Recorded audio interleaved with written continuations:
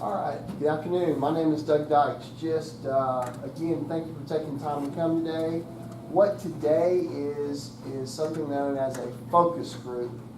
Focus groups have been done in all kinds of situations. For example, movie endings. They have 3 or 4 different movie endings and they show them to people. Do you like Coca-Cola better? Do you like Pepsi better? Do you like this commercial better? Do you like that commercial better? And it's just, you want to get truthful opinions from people that are going to be making decisions of whatever type. Focus groups apply in the law because what attorneys want to do is they want to have a glimpse of what's going to happen at trial before they actually get to trial. Because once they're at trial, ain't nothing to do about it. I mean, the football game's going, there's fixing to be a winner, fixing to be a loser, and attorneys that work and care, they want to be the winner. So what's going to happen today is multiple attorneys are going to present different cases to you, and some of them are going to be certain types of cases as far as an injury type, maybe a death, maybe a medical malpractice, and there's only 2 rules you got to follow. One is Sheila cannot listen to the facts and go, well, Dennis, I hear what you're saying, but that is absolutely the dumbest thing I have ever heard. Did you crawl out from under a rock this morning? We don't do that. We cannot do that. That's an immediate hit the door, Jack, and you'll collect your money, but that's it. So we be respectful, we have a mature conversation, but that being said, the flip side of the equation is what makes this country great and what makes democracy work is we all have opinions and thoughts, and the beautiful thing about the jury system is we bring together the collection of society, and right now I've got 7 different backgrounds. 7 different sets of, lenses of how things are seen and interpreted. And that is exactly what we as attorneys need, so we're not guessing, okay? So that being said, that's a little bit about what we're doing today. I want to now jump a little bit, and I see here, I've got everybody's names, I've introduced myself, my name is Doug Dykes, and I want to just know a little bit about you so that as we go back later and review everything and we're seeing, we got this answer, that answer, we know what lens, a little bit about the person. So Miss Diane, you are what we call seat number 1. Okay. So just tell us a little bit, the 1-minute bio of Miss Diane, and then I got a follow-up. So tell us a little bit about you. Okay. I live in Mexico Beach. I've been retired since 2003. I was an educator. I ended up a career in the library. I have 2 daughters. One is married, and I have 2 grandchildren. Very good. Mexico Beach for how long? Full-time, 10 years. Well, are you enjoying that? I love it. Amen. Tell us, other than your faith and your family, because those are important to everyone, what is Diane passionate about? Truth. Truth. Okay. Give me an example.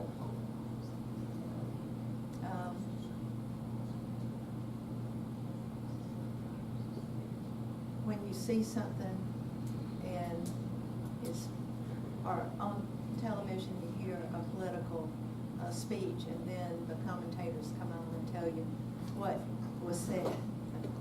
So I like to listen to it and on my own come up with my own idea of what was said, what was meant. Excellent, excellent. What does that tell us about Miss Diane? Pretty black and white. Okay, perfect. Good. Well, thank you. Appreciate that. All right, Miss Casey, you got the script. You know what we're doing. Okay. I retired about 3 years ago as a nurse. I used to be an executive secretary and traded in my suits for whites. My husband is retired Air Force.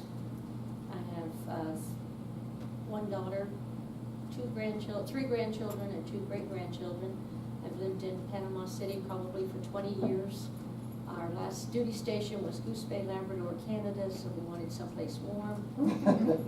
Started on the eastern side of Florida and have been working our way west. Good. Well, we're glad you're here.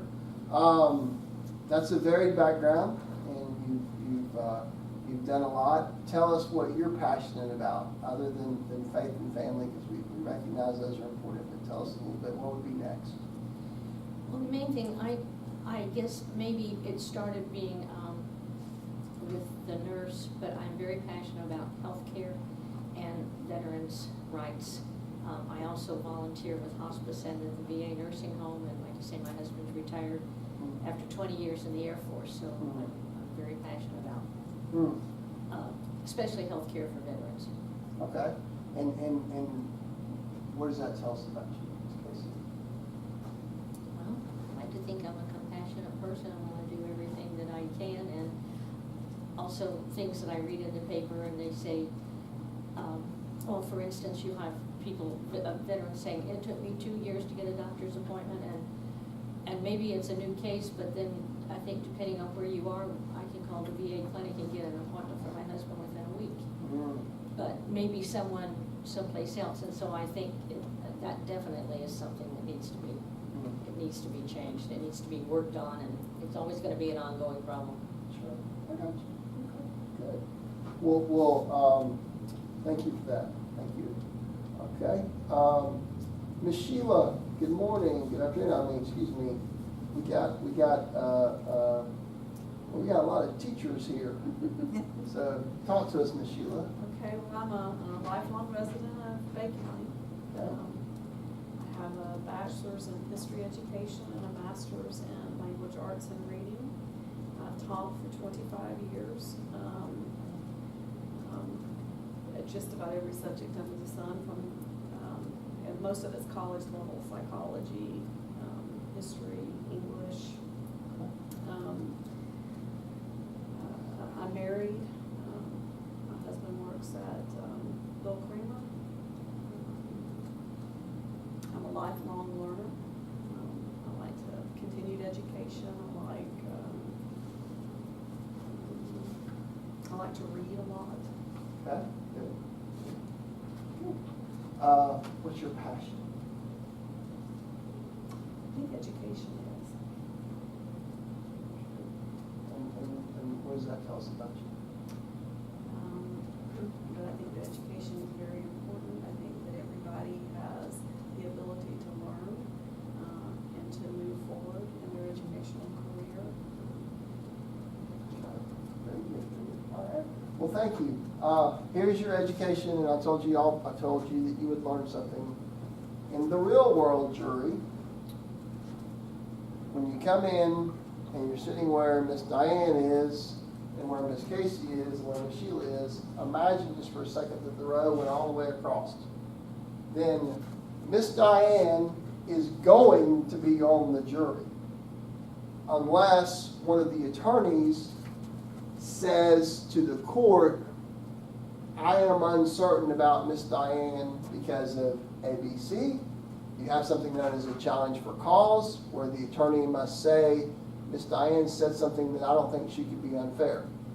Or the attorney may make something known as a peremptory challenge, which is kind of like one of the very few things an attorney just gets to do, because for whatever reason the attorney thought that person doesn't fit with the type of case I have.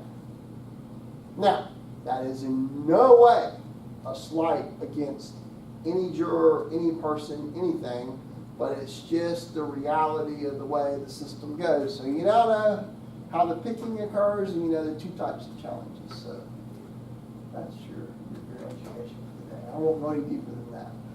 So, okay, is it Miss Allison? Did I read that right? Good afternoon. Share with us a little bit, Miss Allison. My name is Allison Crum. I am 41 years old. I grew up in Franklin County, Florida, Caravelle, Florida to be exact. I'm the first college graduate of my family. I'm pursuing my master's degree now in educational leadership.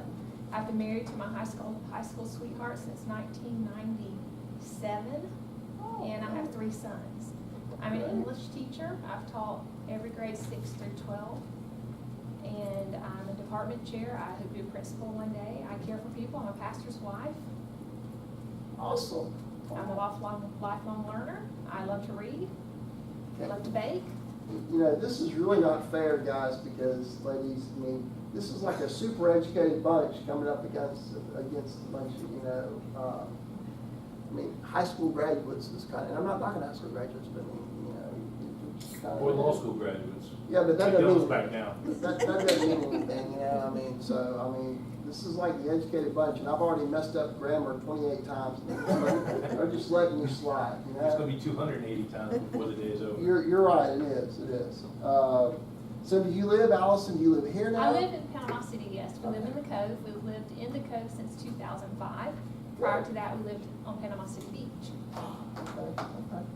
All right, well, you and Miss Diane can debate which is prettier, Panama City or Mexico. What are you passionate about? I would say I'm passionate about serving others, whether that's through education, ministry, understanding them, listening to them, helping them achieve whatever is next in their pursuit. Okay, great, good, good. All right, and that tells us what about you?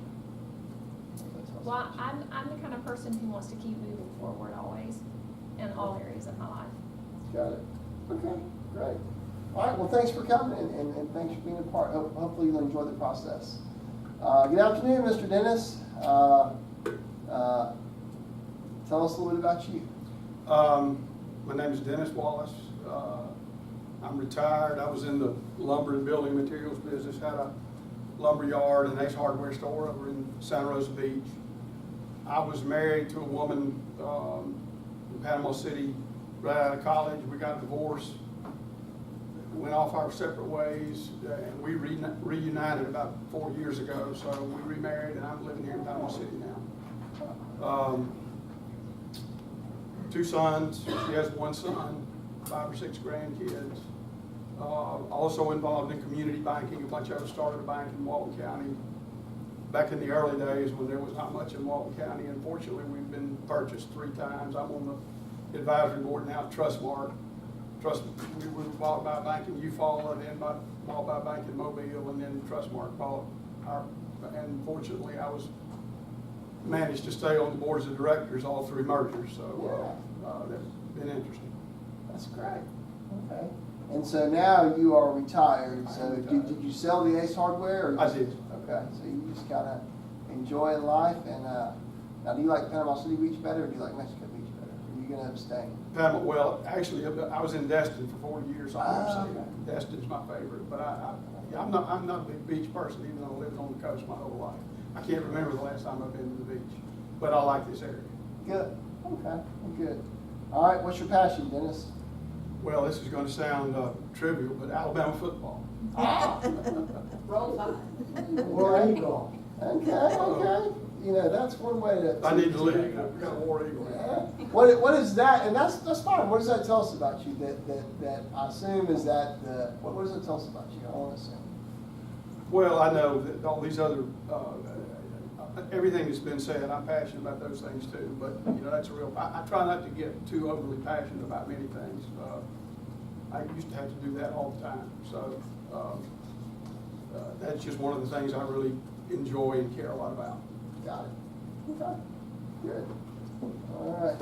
And is it the athleticism? Is it the camaraderie with your friends? Is it the strategery of throwing the 80-yard pass? I mean, what's the part of it that? All those, all the above, and again, just like winners. Ah. Okay. Nothing wrong with that. Okay. All right. Thank you, Mr. Dennis. Ms. Gale, how are we today? And share with us a little bit. I'm doing well. I'm your Yankee. I came from Western New York. I was there for about 50 years and then decided I was tired of the snow.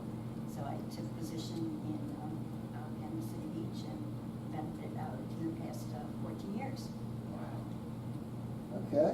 Well, were you like tailgating Casey on the way down when she was getting out of Canada?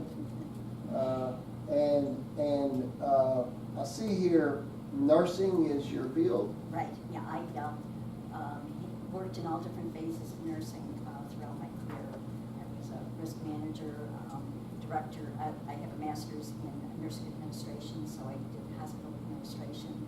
I did consulting work for a couple of drug companies. And I wound up here doing infection control. So I've done a variety of different issues. All right. I have 3 children and 4 grandchildren, 3 grandsons and 1 granddaughter. Okay. And I do a lot of volunteer work. I'm a member of the Women's Club of Kansas City Beach, Civics Club, and also the Guardian Ad Litem. I have children there. Okay.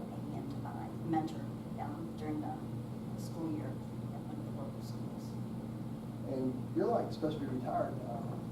It's like busy.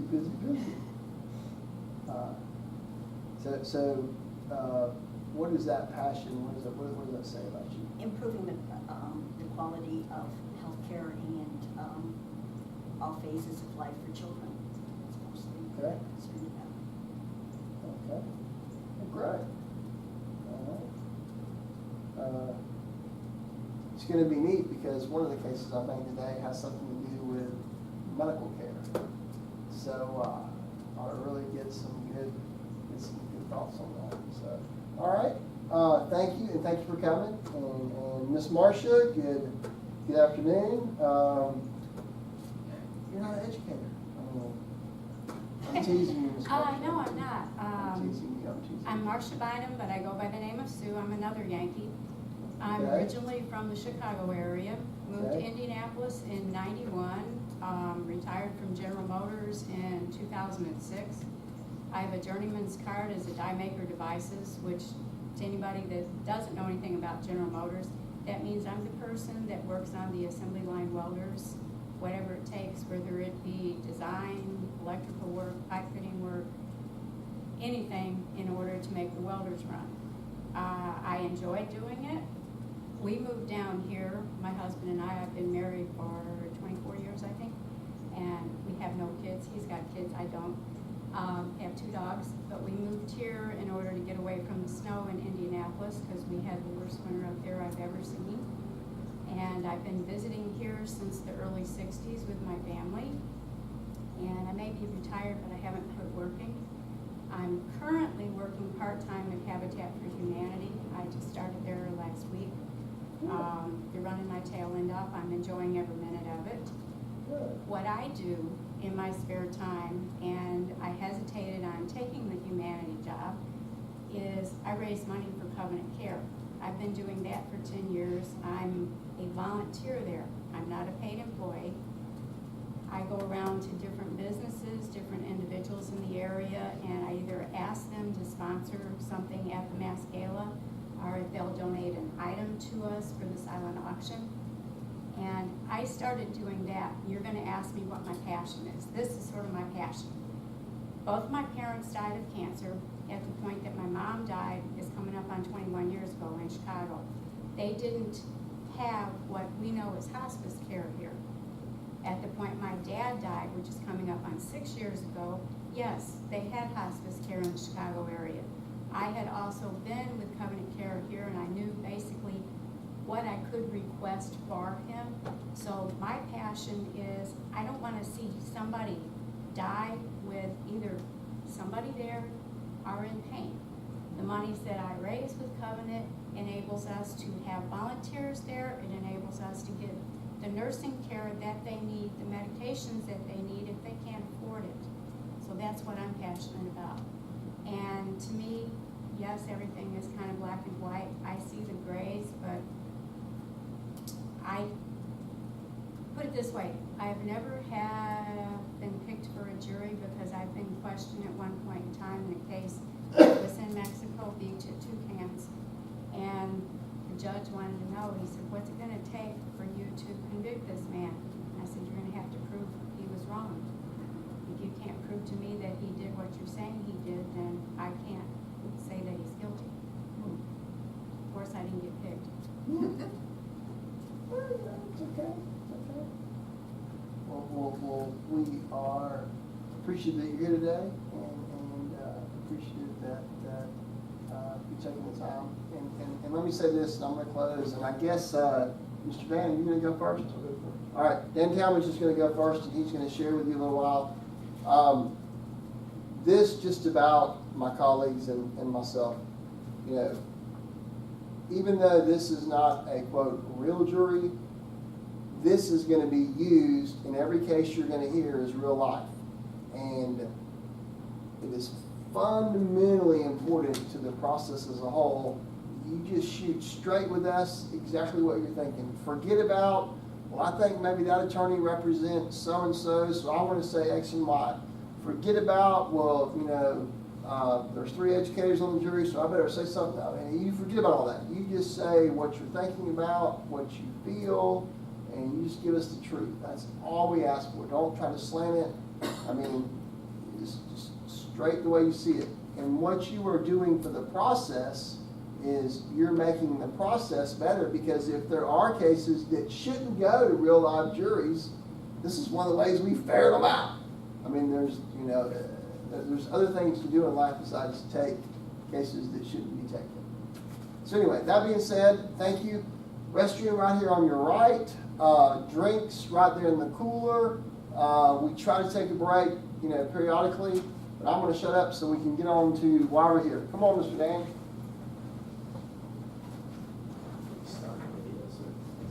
Okay. I got set up.